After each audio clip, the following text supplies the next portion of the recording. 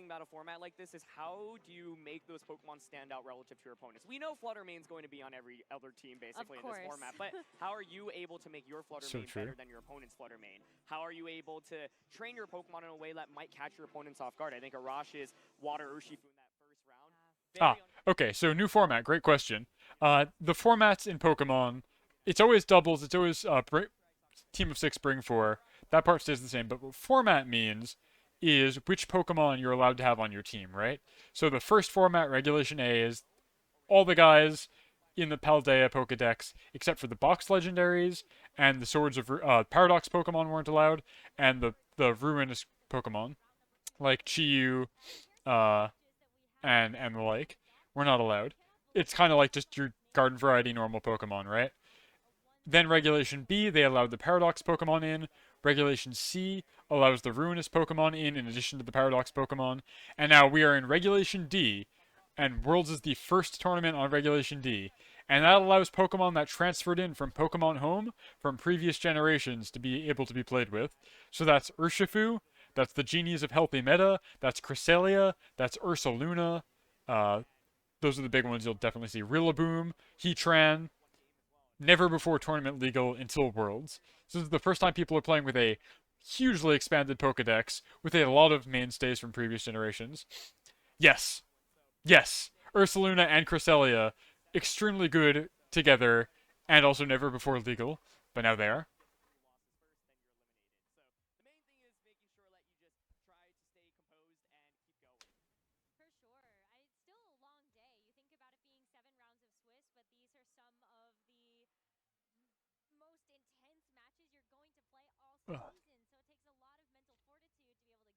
Yeah, it's exciting. Of Swiss today. So every player, they still have an opportunity to be able to make it through to day number 2, but I think the road even gets harder from there. It does, and before we really dive into things a little bit deeper, Rosemary, I want to ask you, Yeah, so have you been surprised by anything so far? It's only been one round, but they announced the format back at the end of the last event. Last event was end of July. Yeah, I keep lowering the volume of the stream when I'm talking. I'm sorry. When I'm talking over them, I'm like lowering the volume. If that's really obnoxious, I can stop doing that. Sorry. I figured having them talk at full volume and me talking over them would be like really bad. So I keep muting it. Yeah, that's me. Basically, whenever I'm answering a question from the chat, I'm lowering the volume of the stream. Let me know if that gets obnoxious. I can cut it out. But yeah. So we've known that this would be the format for Worlds for quite a while, but there haven't been any like official tournaments on this format until Worlds. So no LAN setting. People have done unofficial locals and things like that to get prepared, or online tournaments to get prepared.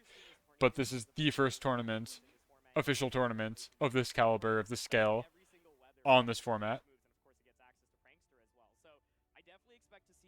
Sun. I think Sun was already established in previous formats before Regulation D, whereas I think Rain now gets some brand new tricks in this format, specifically Basculegion, which was going to be my answer as to Pokemon that I've been really surprised by in terms of usage rates. A lot of North American players from various different team building groups have opted to use Basculegion, and it feels like every different team I look at has a different Basculegion set as well. So that's a Pokemon I have my eye out on, and I believe Lou actually put it in one of her 4 Pokemon as well for her predictions. Exactly. And so I think that is something like I expect a lot of people to try to build around. It's not easy, right? But at the end of the day, it's such a powerful Pokemon. You can either use Swiss Swim or Adaptability. Both are incredible abilities. And so I definitely agree with your weather call, and I hope we can get some Basculegions on stream as well. What do you think about sand or snow even? Do you think those the other could weathers? have a chance of Rosemary making an asking the important It's questions. funny because when we were in earlier regulation, at one of the regionals we were at, I think maybe it was Portland, all 4 weathers were in the top 8, and I was like, that's wild. Were you not following before? But point being, it was I could swear you were.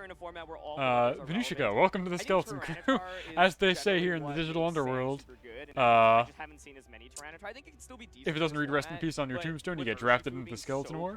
So thank you very much for your voluntary conscription. I will spare some poor draftee. Thank you. Yeah, many people are saying this. They're surprised when they aren't following me. It's happening more and more often now, where people are like, of course I follow you, and then they're like, oh, I'm not. So be sure to follow. All good though, like I don't take it personally or anything, it's fine.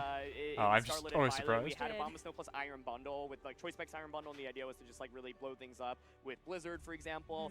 I think part of the problem is with like Sun and Rain being more prevalent now, it's not as easy to always get like the Aurora Veil up from a Bombasnow or these Blizzards off, for example. So as much as I'd like to see Sand and Snow, I think if I were to predict whether or not we would see it, I actually say no today. But I'm hoping to be proven wrong because it's always fun to watch weather. I'm really glad you brought up Aurora Veil because I feel like screens have made kind of a reappearance in the meta. That's not something that we ended up seeing as a huge strategy, even in Regulation B and C. And I'm kind of hoping we see some more Grimmsnarl even, just to see some screen setters. Screens, like I was talking about earlier. Pokemon I was interested in Regulation D because you can play a little bit more slow pace. I think Intimidate is really good. You have it from things like Arcanine, Hisuian Arcanine, Gyarados, for example, and of course Landorus Therian form. In addition,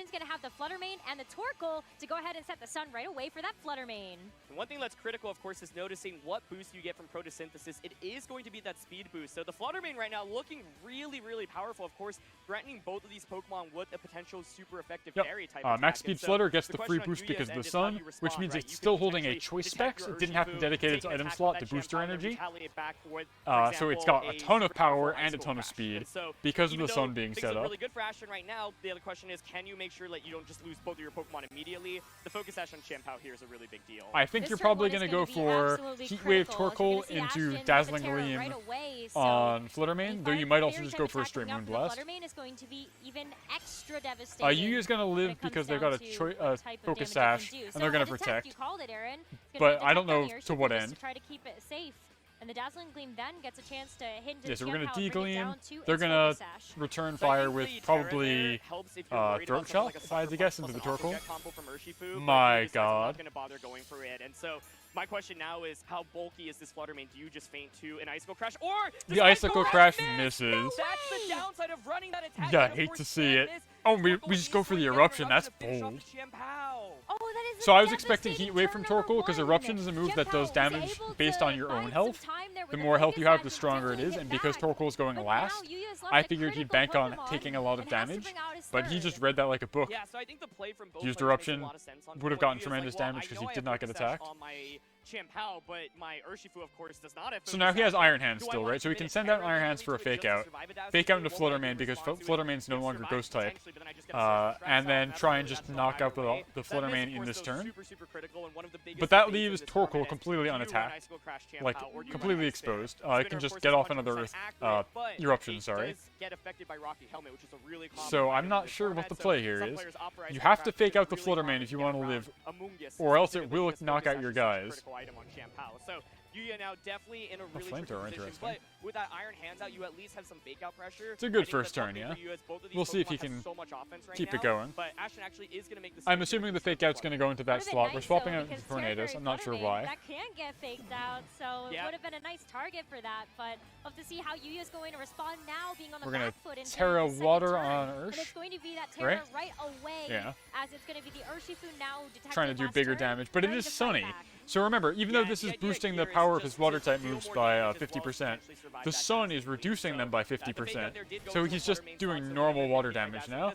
But now you get more damage from Surging Strikes, but this is what's so awkward. It's Surging Strikes in the Sun. And so Torkoal's going to live this. Definitely taking a little bit less damage than it would be normally, as you can see. And this is why he chose Flamethrower instead of Eruption. He knew he was going to take large damage, and so Flamethrower is the optimal damage dealer right now. Important just looking at being able to take advantage of the sun while it's still up, and so Ashton deciding to lock into the flamethrower for this turn, not going for something like the Eruption after taking so much damage. Yeah, smart not to click Eruption there. Eruption would have put the Torkoal in just kind of an awkward spot. Ashton right now is basically trying to position himself to really sweep with, I think, the final two Pokemon, right? We know Fluttermane's in the back. Yeah, so we preserved Fluttermane, which is really good. Tornadoes here can send up Tailwind if it wants to at some point, so that we can guarantee that we just win on speed. I'm saying we. Ashton here. And so I think what Ashton's really looking for is to just continue getting some chip damage. Yeah, so we're going to Tailwind. I don't know why you do that here. I guess just to guarantee that whatever your fourth Pokemon is faster. I think both Torkoal and yeah, okay, Torkoal's out. You're going to be the fastest Pokemon on the field. That's okay. The sun's been set up. It's done its job. Excuse me, the Torkoal is going to be out. It took out Chien-Pao. It did a little bit of damage to Iron Hands. And Iron Hands here will be able to get a very powerful, super effective Wild Charge. Okay, so now we've got Fluttermane and whatever's in the back. Yuya does manage to get 2 knockouts, but this is the scenario. Exactly. It's 2 free switches. Into your final 2 Pokemon. The Tailwind is up. The Sun is up. It does not get any better than this for Fluttermane and for that Chiyu. Oh, it's Chiyu. Okay, I didn't realize that was his last guy. Okay, this is very good. So Chiyu's going to get its fire attack Sun boosted here. Fluttermane gets the Photosynthesis boost from the Sun. Chiyu reduces the special defense of both of the opponent Pokemon. And so we're just going to start doing massive special attack damage in the Sun, in Tailwind. I don't know what you do here. Yeah, exactly. Don't take any chances in this situation. I was like, let's give him a brief pause. Let's see what he's going to do, but that's exactly it. The thing is, Chiyu, of course, this is hyper offense. I think this is like done and dusted. They're going to, I'm assuming Ursh is going to like protect, but I don't think it's going to do anything. So much damage, and of course you get the special defense drop from the Chiyu as well. So that Flamethrower earlier onto the Iron Hands was really critical. But hey, Amoonguss, not a bad Pokemon to bring out right now, especially if you protect. That's not going to do anything. Yeah, Ursh is going to protect. Nice call there.